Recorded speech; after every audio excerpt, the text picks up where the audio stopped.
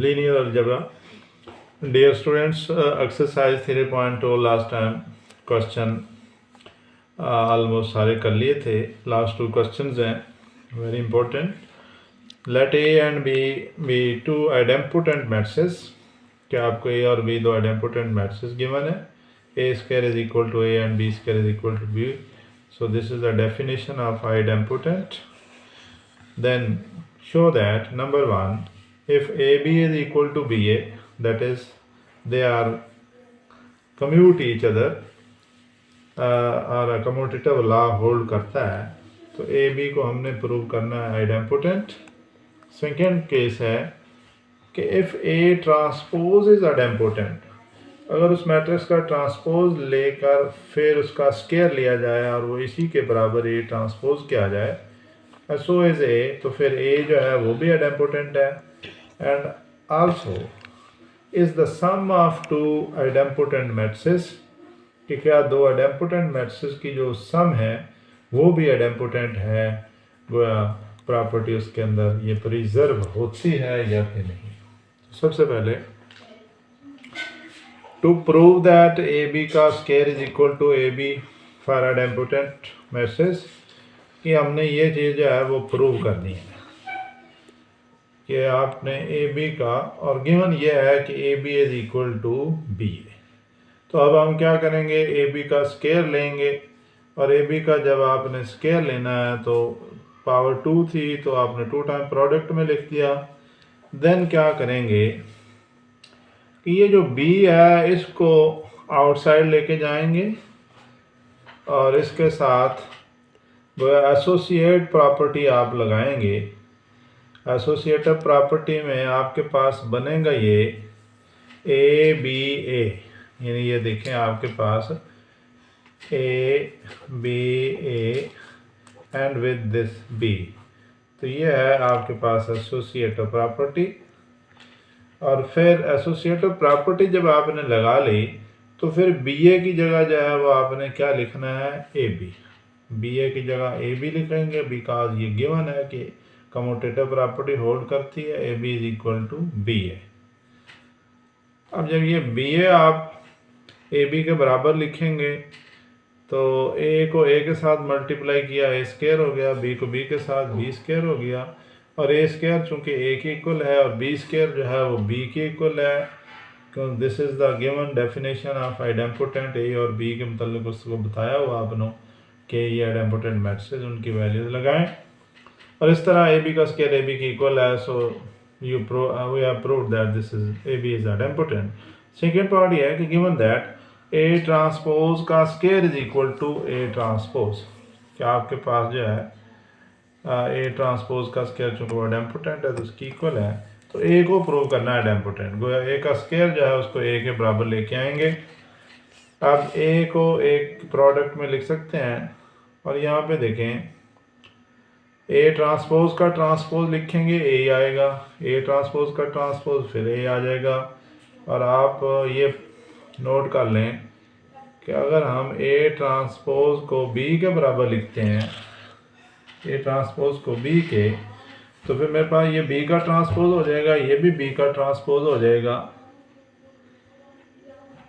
This is equal to A transpose आपके पास B और ये भी बी, तो बी ट्रांसपोज हो गया. दो बार इसको और इसको बी स्क्वायर बना लेंगे और बी स्क्वायर का ट्रांसपोज ले लेंगे, और फिर बी की वैल्यू आप लगा देंगे which is equal to A transpose का स्क्वायर. और ए ट्रांसपोज का जो स्क्वायर है वो आपको यहाँ पे ये नंबर 1 में उसने दे रखा है कि which is equal to A transpose, और फिर ऊपर ए ट्रांसपोज का डबल ट्रांसपोज बन गया which is equal to A. So A square is equal to A, और यही चीज़ आपने प्रूव करनी थी कि when the square of A is equal to A then A is idempotent. Last पे ये है कि अगर ए बी idempotent मैट्रिसेस हैं तो हमने ये देखना है कि ए प्लस बी जो है वो डिफाइंड है, और फिर ए प्लस बी का स्क्वायर लेंगे, ए प्लस बी इंटू ए प्लस बी. ए को ए के साथ मल्टीप्लाई करें, ए को ए बी के साथ, और फिर बी ए को बी के साथ और b को b के साथ। इस तरह a square plus A B plus B and B square, और चूँकि ए स्क्वायर जो है वो ए की इक्वल है और बी स्क्वायर बी के इक्वल है, और ये बाय द गिवन डेफिनेशन, तो आपके पास ये ए प्लस बी इकट्ठा कर लेंगे और ये ए बी प्लस बी ए ये इकट्ठा हो जाएगा।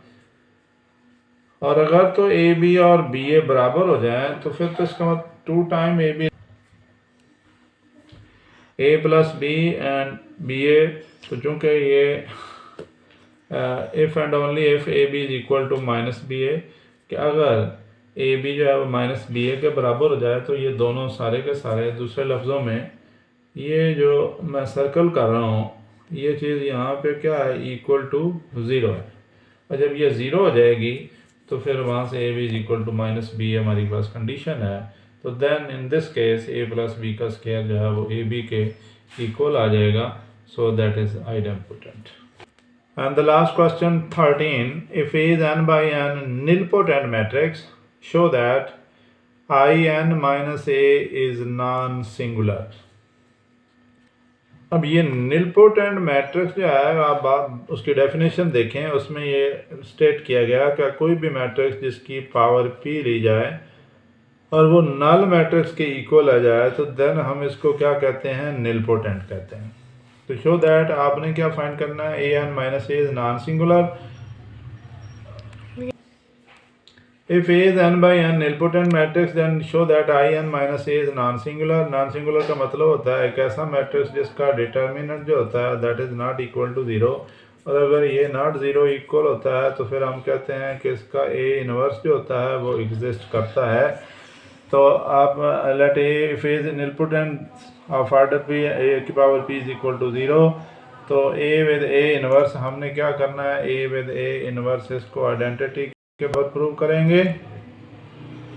और जब आपने इसको आई एन माइनस ए लिया है, इसके ऊपर बाइनोमियल लगा दें, आई एन को एज ए 1 डील करें, क्योंकि बाइनोमियल ये मैंने लिख दिया है विच is equal also the binomial series underline जो कर रहा हूँ। तो यहाँ 1 की जगह आपके पास आई एन है और x की जगह जो है वो माइनस ए है, तो इसमें आप वैल्यू अप्लाई कर दें और इस तरह से इसको ओपन कर लें।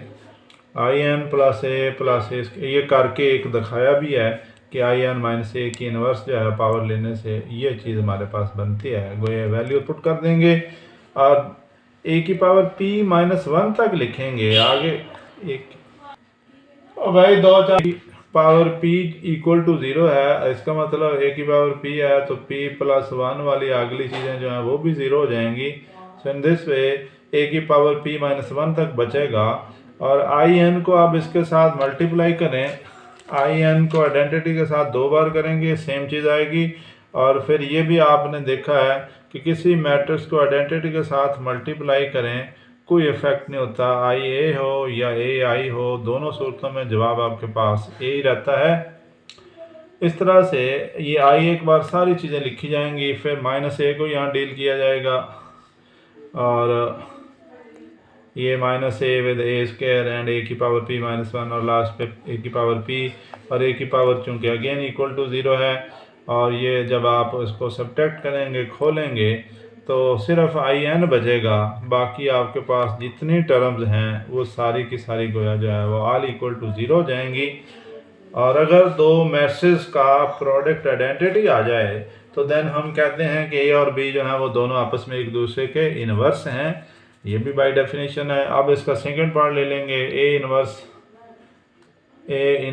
And A is equal to identity, ये चीज़ आपने इसके बराबर लेके आनी है, इसमें भी वही चीज़ काज करेंगे।